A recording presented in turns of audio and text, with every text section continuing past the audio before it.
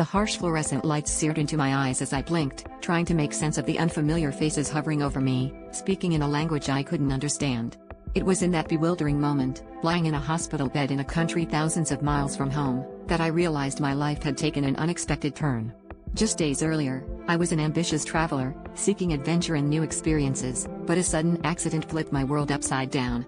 As I lay there, grappling with confusion and fear, I made a silent vow that this wouldn't be the end of my story. Days turned into weeks as I slowly recovered, surrounded by strangers who became my lifeline. Despite the language barrier, their kindness transcended words, teaching me that compassion is a universal language. I started documenting my journey, sharing snippets of my recovery and the small victories that came with each day. The comments and messages of support from people around the world became my new source of strength, encouraging me to push forward even when the days seemed darkest. Through the haze of hospital routines and rehabilitation, I discovered an inner resilience I never knew I had.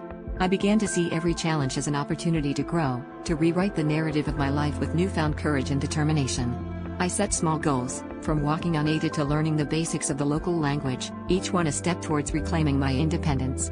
As I achieved each milestone, I realized that my story was no longer just about survival, but about transformation. Eventually, I left the hospital not just as a survivor, but as someone who had rewritten their entire outlook on life.